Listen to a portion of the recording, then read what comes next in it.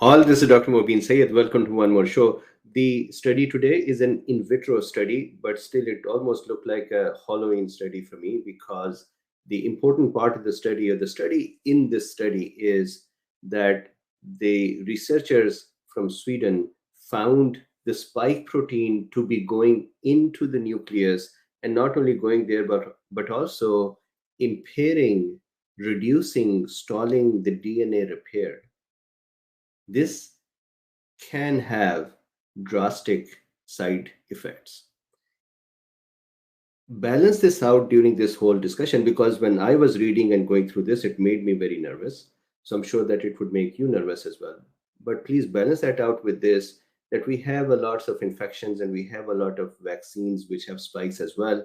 And we are not seeing this scale of damage. So what is the actual truth? We do not know yet. It is not an in vivo study. It is an in vitro study, still concerning study. So let's look at this.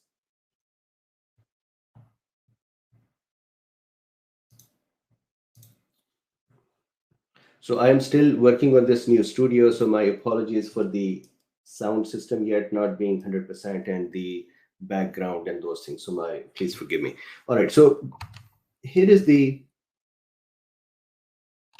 study itself. The study is SARS-CoV-2 spike impairs DNA damage repair and inhibits VDJ recombination in vitro. So I'm going to talk about both of those mechanisms and more today. The study is done in Sweden, Stockholm University. Jan is my best friend who is from Sweden. He pronounced it in the most beautiful way. I cannot pronounce it that way. And the UMI University, I hope I'm pronouncing it correctly as well. I have been going back and forth in this study since the morning, trying to make sure that the mechanisms that they're observing make sense, and the data that they have makes sense. So to an extent which I could see, you can see that I have been just going through this the whole day.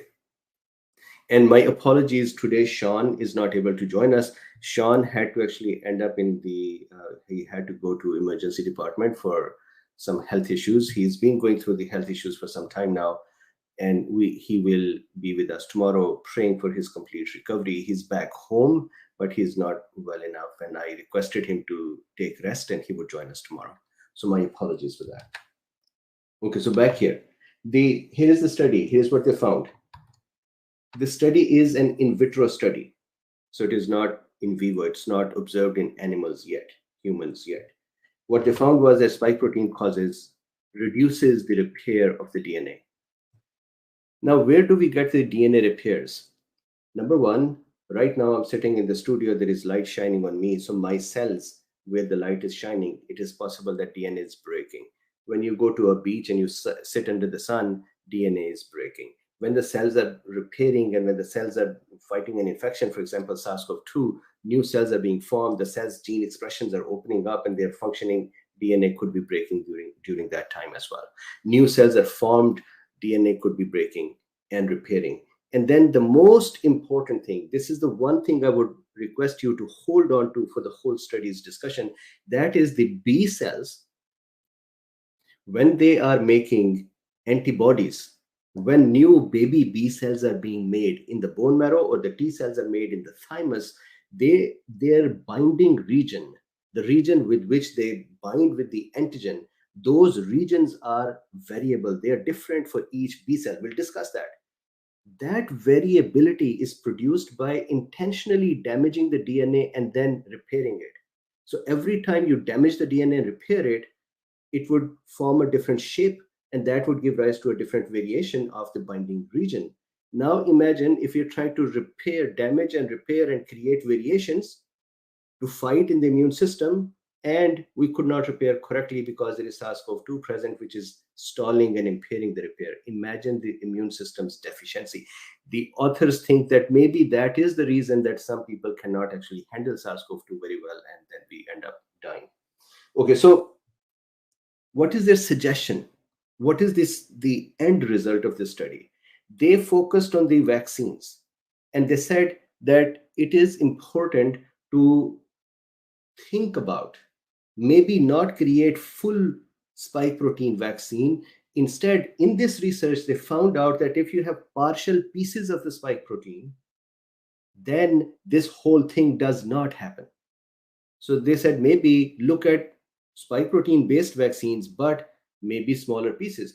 I would extrapolate that to maybe not even have the whole spike protein, just the RBD or maybe other parts of the virus. But the researchers' suggestion is in light of this study, maybe full spike protein based vaccines are not the best. So that is their suggestion. That is their suggestion. Um, what kind of issues can be observed? We just went through some of those. People who may be recovering from cancers, maybe recovery from cancer means what? There are cancer cells which are now being told not to survive, or they are learning to repair, or they're becoming better, or we are killing the cancer cells and the remaining cells are becoming better. And so there is cell division happening and there is damage happening. And if that damage cannot be repaired correctly, we have a problem. Similarly, newer cells formation, for example, in the younger ones, new cells are forming all the time. And that means there could be the DNA repair issues which are taken care of. We all have DNA repair happening all the time. Even now, right now, all of us are getting some DNA repairs at various parts. So I want to put this in front of us. How do we prevent this?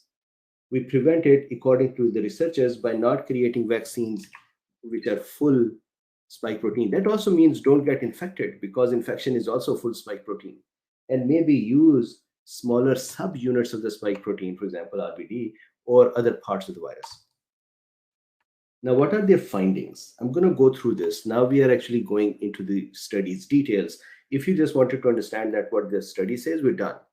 Now let's see what are the findings. We're going to go in the details. So for the findings, couple of things that we need to be on the same page with, and that is, we know that when a virus arrives, the SARS-CoV-2 we are talking, that is the context. When I say a virus, that is SARS-CoV-2.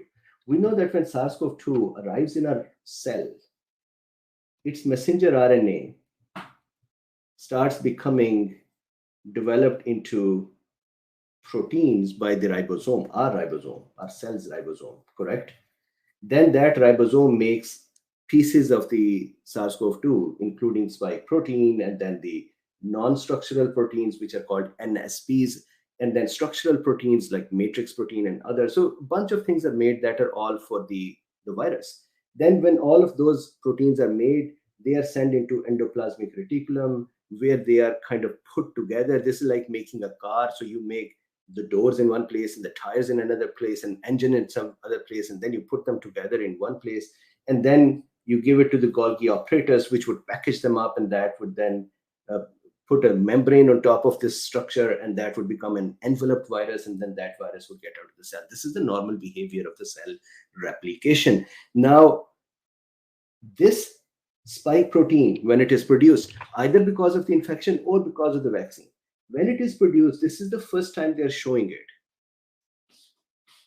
that the spike protein ends up inside the nucleus. Not only spike protein ends up inside the nucleus, NSP, non-structural proteins, ends up in the nucleus as well.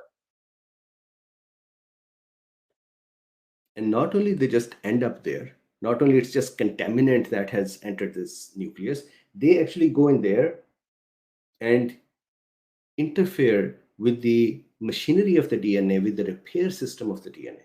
So that is the thing to keep in mind. So back here, there is spike protein that localizes in the nucleus, goes to nucleus. There are non-structural proteins. These are the enzymes of the virus. NSP, non-structural protein. There are various enzymes of the virus that help virus replicate and make new viruses and so on. So virus has some machinery. This is that machinery.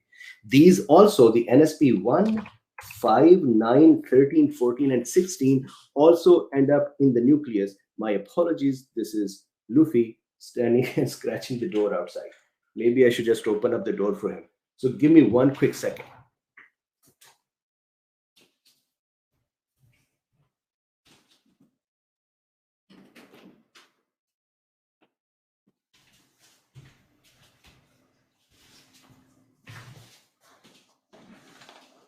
My apologies.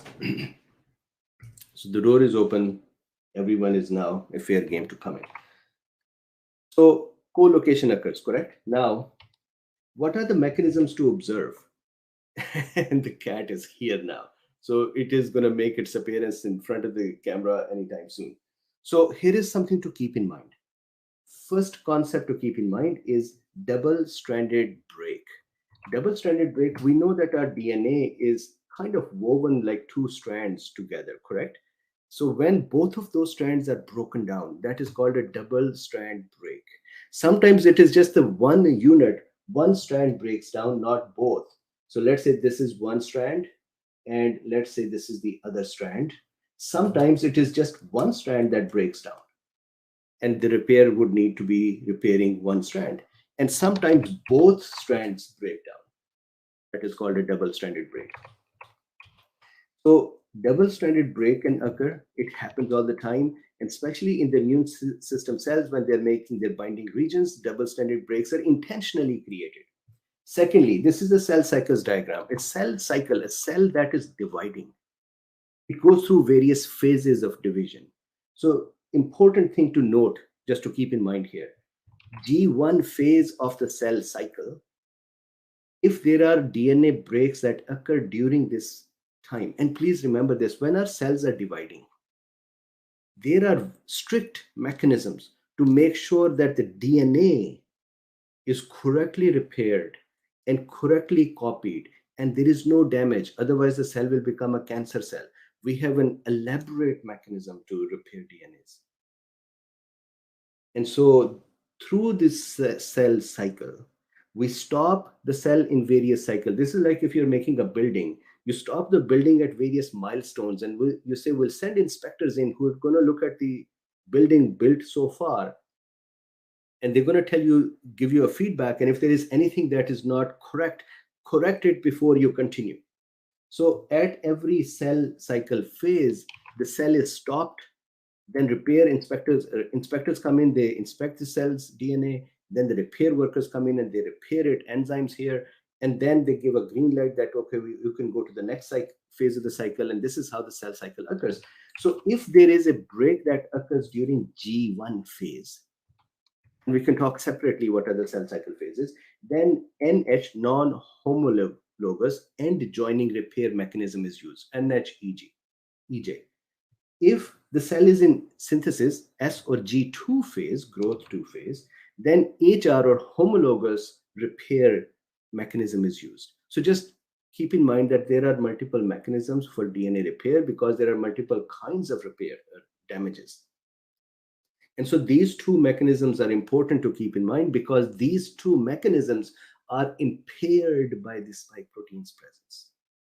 Okay, continuing. Now, one more mechanism to keep in mind. So I'm just putting the context together so that then I can show you how the damage occurs. The second mechanism is proliferation. Those of you who have been with me throughout this 20 months now, you know that when the infection occurs, any infection occurs, what happens is that cells, B cells and T cells, they proliferate. Proliferation means increasing in number. Increasing in number definitely means making copies of the DNA, which definitely means there could be damage to the DNA, which definitely means there is going to be need for repair. Plus, the proliferation itself is an important immune system response. This is why some people's lymph nodes would start swelling and paining or aching or tender. Why? Because there are cells that are increasing in number inside of them. This increase in number is called proliferation. So please keep this in mind as well. This is one cell. It gives rise to multiple daughter cells. Then those daughter cells give rise to more daughter cells and so on. And the proliferation occurs. So please keep these. So here, this is a B cell, and it has proliferated in the presence of infection, let's say SARS-CoV-2, and given rise to multiple B cells. Then here is a T cell in the presence of an infection or a stressor or a pathogen. It has increased in number as well. So proliferation has occurred. All right, continuing. There's a lot to be discussed. I'm still talking normal, and we'll talk about abnormal in a second.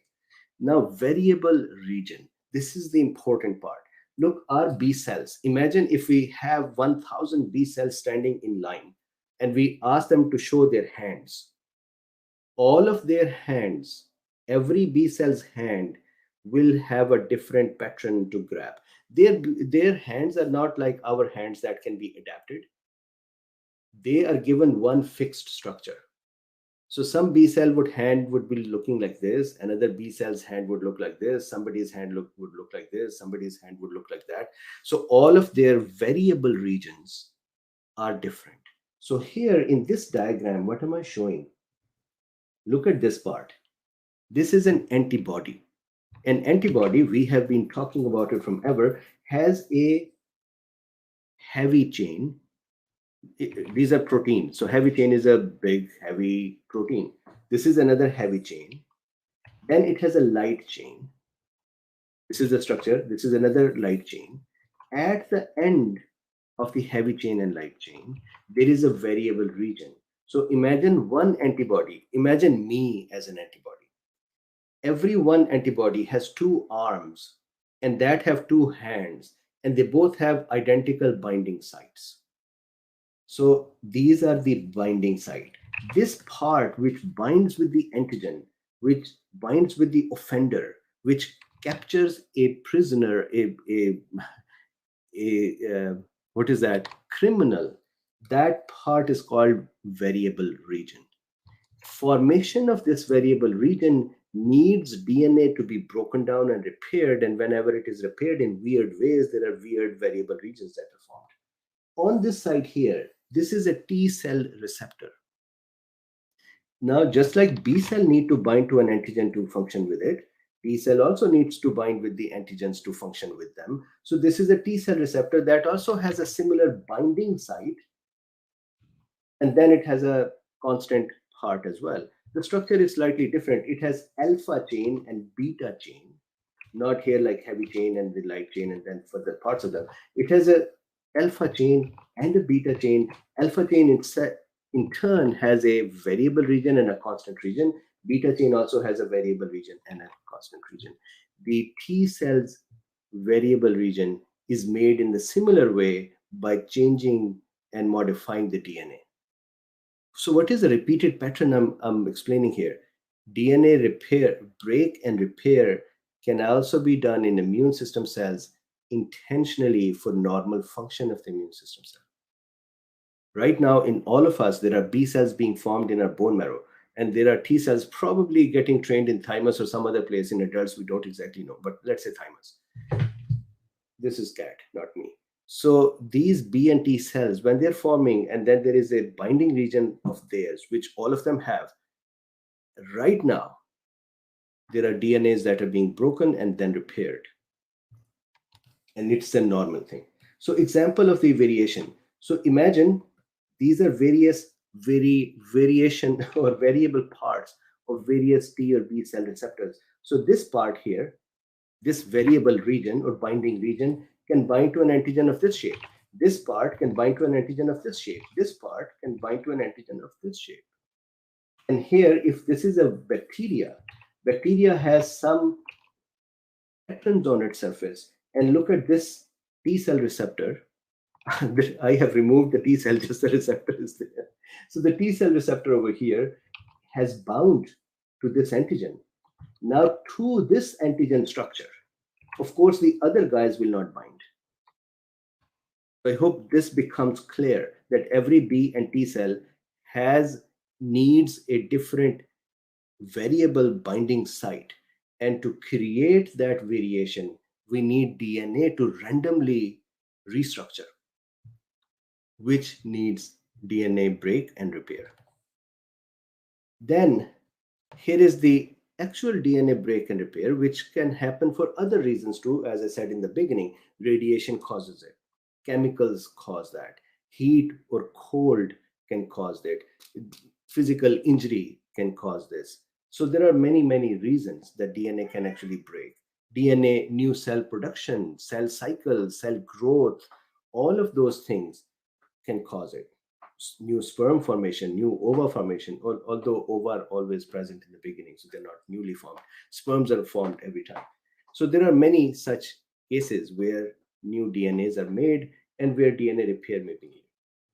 Now here is an example of a double-stranded DNA break, where let's say this was the normal DNA and this part got deleted, and so now both strands of the DNA are broken. This is called a double-stranded break. This kneading is my cat. It's Kyrie actually today. It's not Luffy. If it was Luffy, Luffy will do meow. Okay, so here, imagine this is the DNA, and this DNA has a double-stranded break over here. If this break occurred, as I said earlier, during the G1 phase, then non-homologous end joining repair type will be used. If it is synthesis or G2 or growth 2 phase, then homologous repair mechanism is used.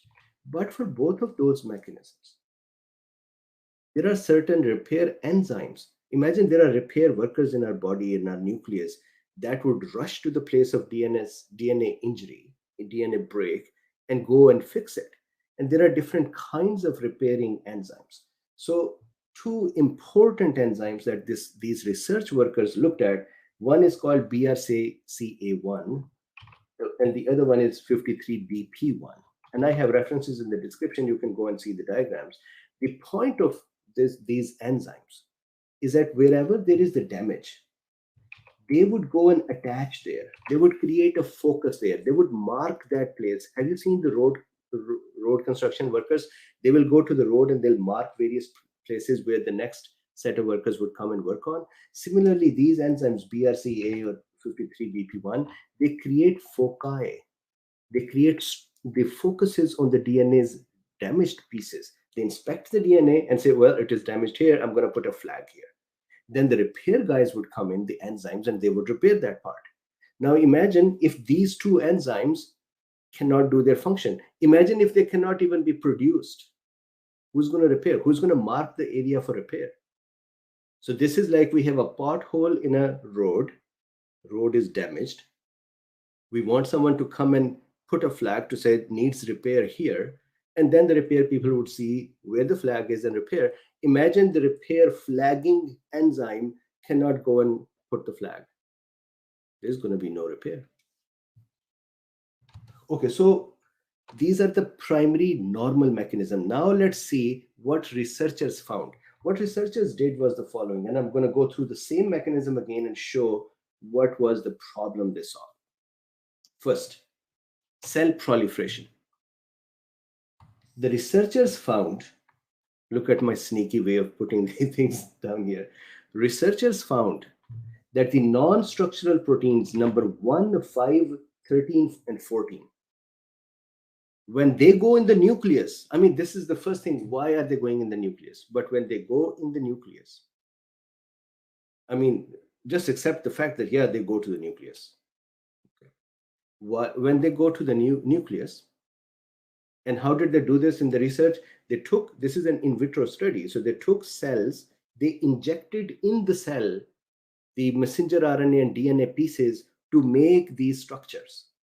They did not infect the cells, they just put these specific proteins and spike protein RNAs in those cells, they transfected them. And then they observed the proteins being formed.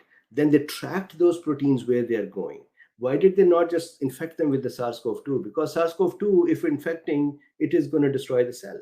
They want to transfect a cell with more benign proteins, and then they want to track the proteins inside the cell to see where are these things going. And then they want to see what is the abnormality of the function of the cell.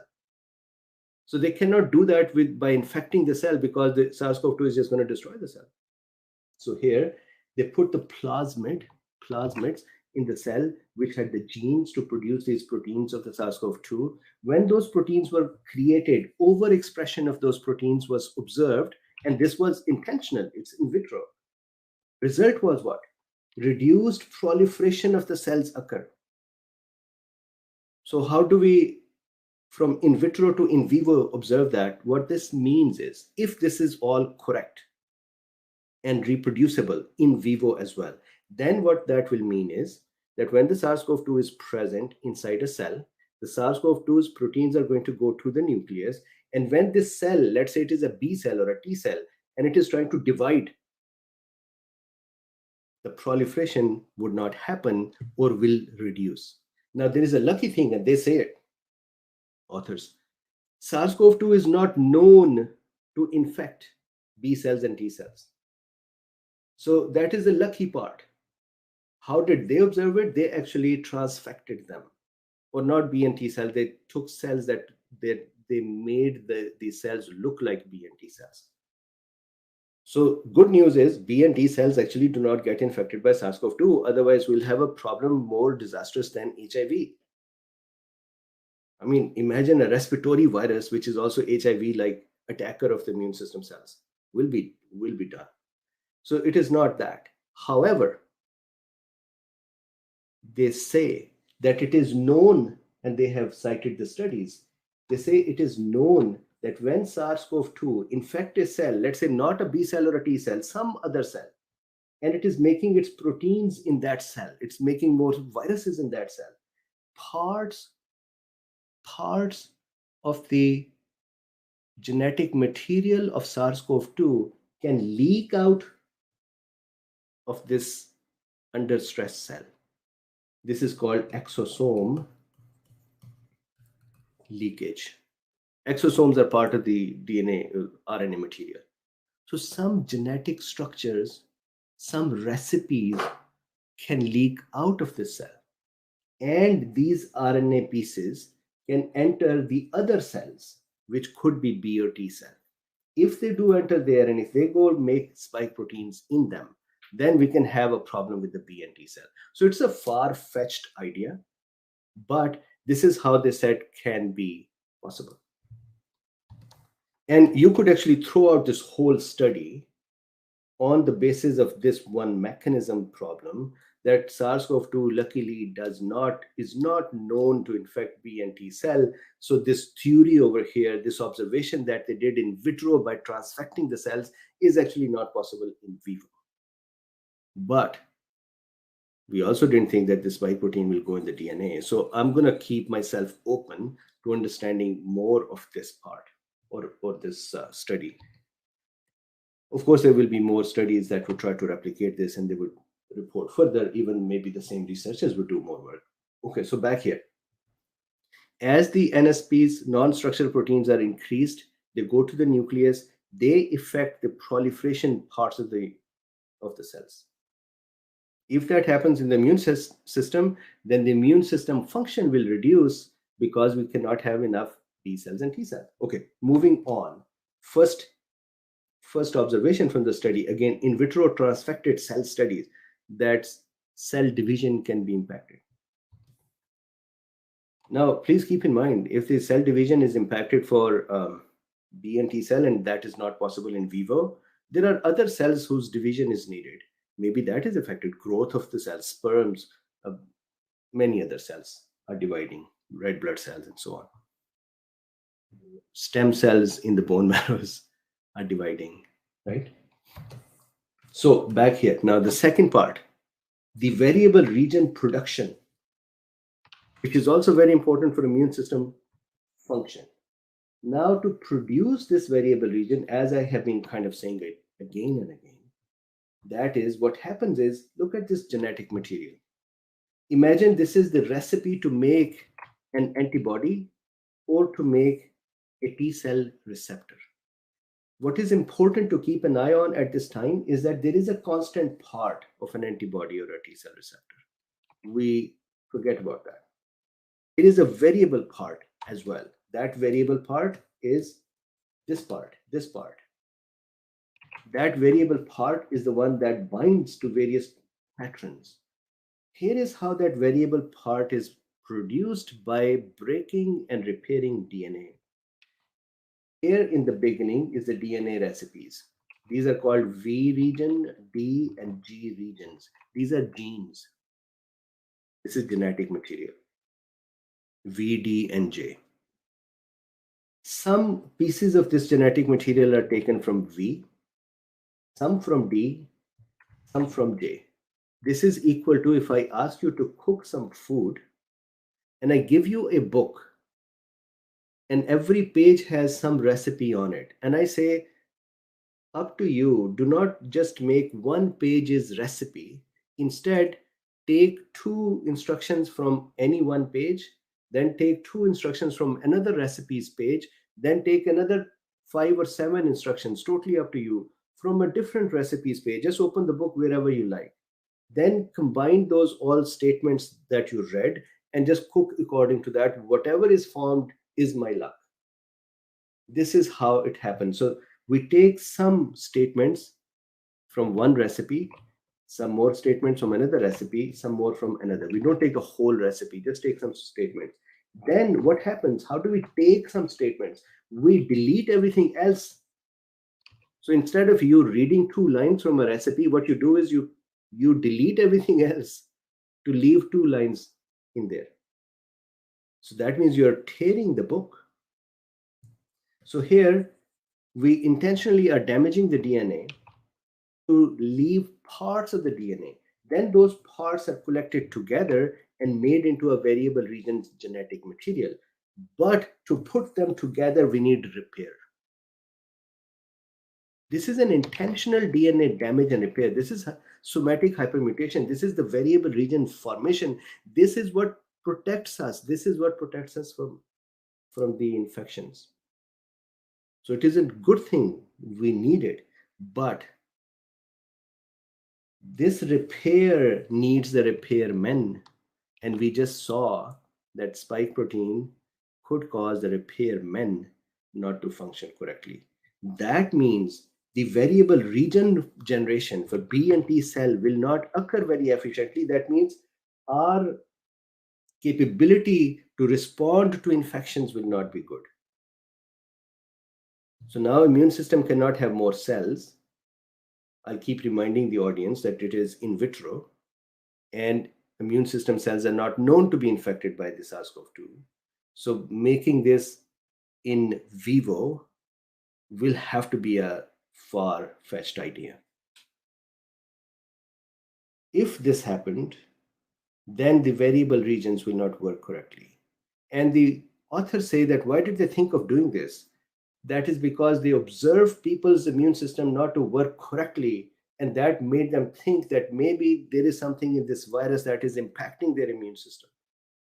So even when we do not know that this happens, maybe it is exosome, maybe we'll find out it actually does affect them. Anyways, so this is, I hope this point is clear.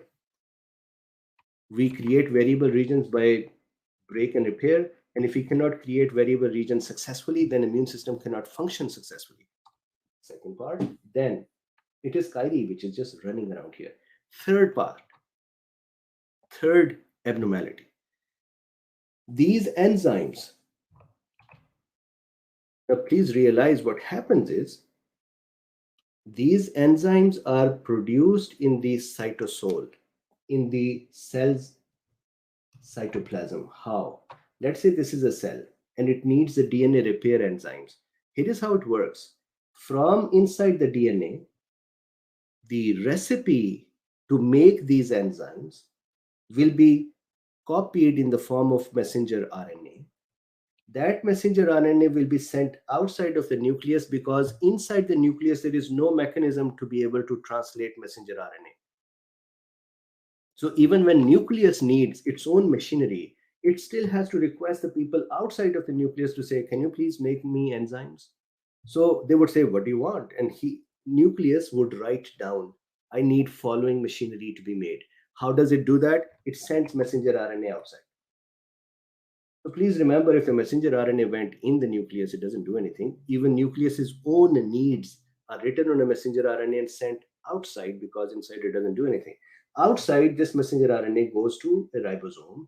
It would work with the ribosome and the enzymes will be produced. Those enzymes will then go back in the nucleus and go and function there. And what did they find, the researchers? They found that these repair enzymes, when they were being produced outside and they wanted to go in the nucleus, spike protein's presence in the nucleus reduced the production of messenger RNA, which would go and get the machinery made to come in. Wicked. Clever, wicked. That the spike and other proteins are actually blocking the nucleus from forming the machinery to repair itself. And so what they observed was, in this study, that only with the full length spike, not with the pieces of the spike, and they did this in the research. They took pieces of the RNA as well and kind of made pieces of the spike. They created plasmids that could only have enough genetic material to make pieces of the spike and not the full length. Only in the full length spike,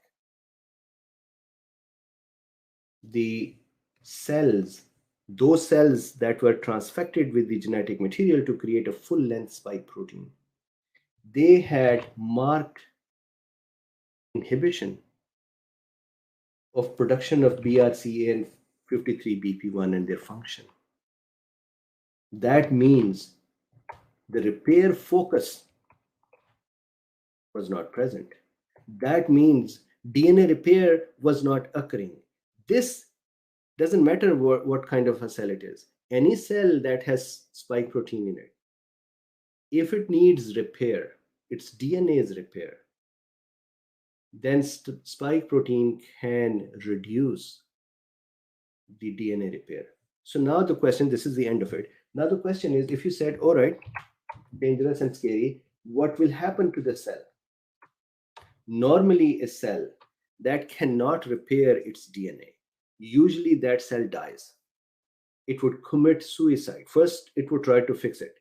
If it cannot fix its DNA, usually it commits apoptosis and dies. But we know there are cancer cells.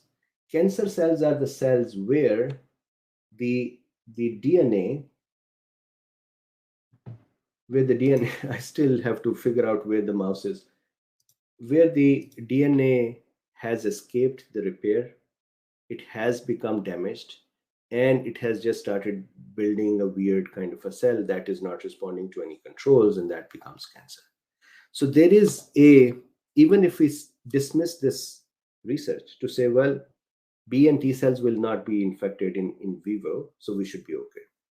There still are two risks. One is exosomes can go into the B and T cell, and the second one is that the dividing cells or repairing cells, any cell, in the presence of SARS-CoV-2 proteins, either with the infection or with the vaccine, can end up in trouble. And so that is the discussion. I hope that it makes sense. Somebody made a comment, this is the last thing, and then I'll stop and we'll come back with the chit chat. Somebody made a comment that I only share studies that are a specific type. And I feel bad that I have been for 20 months sharing all kinds of studies, pro-vaccine studies and vaccine side effect studies. And so I cannot stop people from labeling me, but still, when somebody wants to say I do not do something, they should at least look at my list of lectures, which is I think about 1,000 now, to see have I covered topics. And if they cannot, then it is just a very lazy thing to just put their comment out there. Anyways, with this, let's stop. Please do me a favor. If you can, like, subscribe, and share. That would be awesome. If you don't want to do anything, but you enjoyed this or you had use of this, then at least like this. And if you would like to support this work, then there are 3 links in the description. You can buy me a coffee, or you can be a patron, or you can use PayPal. And Enemy is quite close to me. Tomorrow I have a big day because we have one of the auditors providing their feedback to us. So they're trying to shut down everything. I'm trying to stay afloat. So anyways, all your support is welcome. And thank you very much. I'm going to hang up now and come back for a chit chat.